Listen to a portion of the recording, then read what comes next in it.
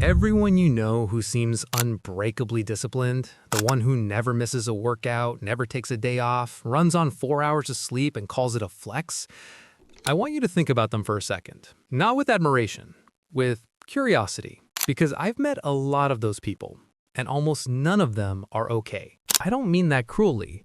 I mean it as a forensic observation. Something is running under the surface of that discipline that nobody is stopping to examine. And the reason nobody's examining it is because we've collectively agreed to treat extreme discipline as the highest possible personal virtue. Better than kindness, better than wisdom, definitely better than rest. Somewhere in the last decade, the ability to suffer consistently and call it routine became the measuring stick for whether you're a serious person.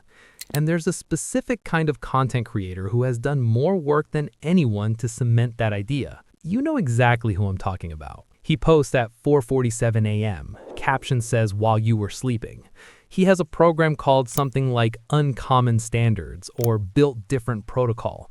Costs $97, comes as a PDF, and the core message is that your comfort zone is a coffin. He does ice baths not because the research on cold exposure is genuinely compelling, but because it looks like suffering. And suffering, in this framework, is the whole point. Pain equals progress. Rest equals weakness.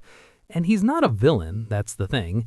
He genuinely believes it because he built his entire identity around it, which is precisely what makes it worth examining. Here's what the science actually says about that kind of discipline. Brené Brown spent years studying shame and high achievements, and what she found was uncomfortable. Compulsive perfectionism, the kind that won't let you rest, won't let you celebrate, keeps the bar permanently just out of reach. It's the belief, somewhere below conscious thought, that I am only worthy when I produce. And that belief doesn't come from nowhere. Alice Miller, a Swiss psychoanalyst, wrote a book in 1979 called The Drama of the Gifted Child. The title sounds gentle. The content is not. Miller's argument was this: children who receive conditional love, whose parents' warmth was available only when the child was performing, achieving, emotionally compliant, not a burden. Those children build a false self, a personality designed to keep earning the approval that was never quite given freely. And then they grow up, and the parents are gone, or irrelevant, or maybe they've made peace with them. But the structure keeps running, the performance keeps going. Because somewhere in the nervous system, stopping still feels like the same thing it felt like at age 9. Dangerous. The workout schedule isn't discipline. It's the adult version of the straight-A report card the kid brought home hoping to finally be enough. Marcus Aurelius understood this distinction, and he was arguably the most powerful man alive when he was writing it down. He kept returning to meditations, to the question of motivation. Not just what you do, why you do it. The Stoics made a hard separation between action that comes from genuine choice and action that comes from fear.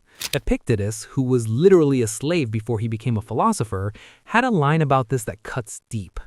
The most dangerous chains are the ones you willingly wear and call virtue.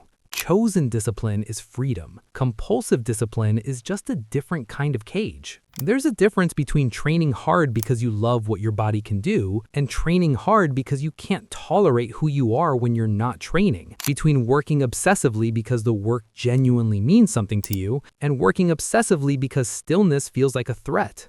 I want to be honest with you here because this topic doesn't let me stay at arm's length. I spent years treating productivity as proof of worth.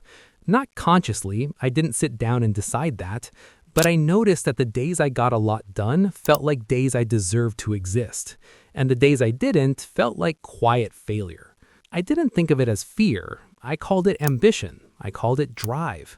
I was proud of it, actually. It took a long time to ask the question I'm asking you now.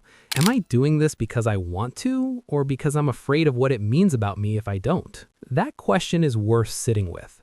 Not because the answer is going to make you stop working, stop training, stop pushing. It won't, and honestly, it shouldn't. The goal here isn't less discipline.